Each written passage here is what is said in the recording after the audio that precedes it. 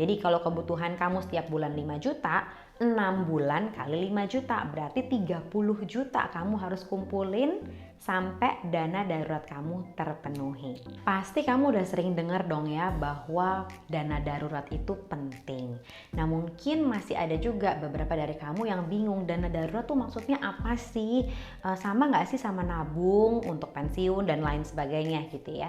Nah mungkin saya kasih pengetahuan dasar aja dulu tentang yang namanya dana darurat. Jadi dana darurat itu ada dalam bentuk saving teman-teman. Kenapa dana darurat itu penting? Dana darurat itu soalnya untuk segala sesuatu yang kamu nggak pernah sangka-sangka gitu ya. Contohnya apa? Contohnya misalnya mungkin tiba-tiba motor kamu mogok gitu, atau mobil kamu turun mesin, mobil kamu mungkin tiba-tiba ditabrak sama orang gitu ya. Nah atau tiba-tiba rumah kamu bocor, atau tiba-tiba orang tua kamu butuh bantuan dan lain sebagainya. Nah tapi bukan ini ya, misalnya tiba-tiba gue pengen jalan-jalan holiday gitu ya, atau tiba-tiba gue pengen beli tas, atau tiba-tiba lagi ada sale. Nah itu bukan dana darurat ya teman-teman ya. Menjadi dana darurat adalah segala sesuatu yang kalau tidak dilakukan itu sifatnya mengganggu produktivitas kamu. Jadi sifatnya ini adalah kebutuhan yang mendesak. Salah satu contoh lagi, di zaman pandemi kemarin ya, pandemi ngajarin kita banyak banget hal-hal seperti ini.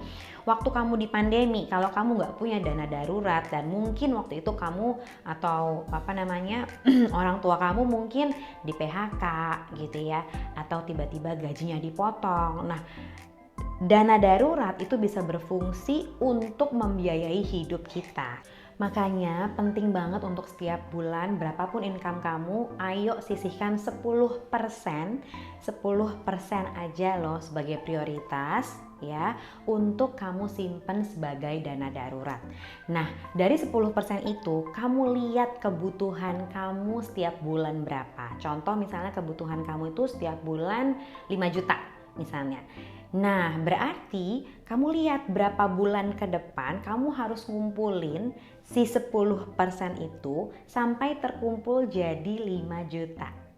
Oke, kalau misalnya income kamu 8 juta ya, lalu 10%-nya berarti 800 ribu. Bener gak? Iya kan, 800 ribu. Nah berapa bulan ke depan, selama berapa bulan ke depan kamu harus nabung sampai terbentuk 5 juta kebutuhan kamu tadi. Dana darurat sifatnya itu 3-6 bulan ya. Buat kamu yang kerja berarti 3 kali 5 juta, berarti kamu harus punya dana darurat 15 juta.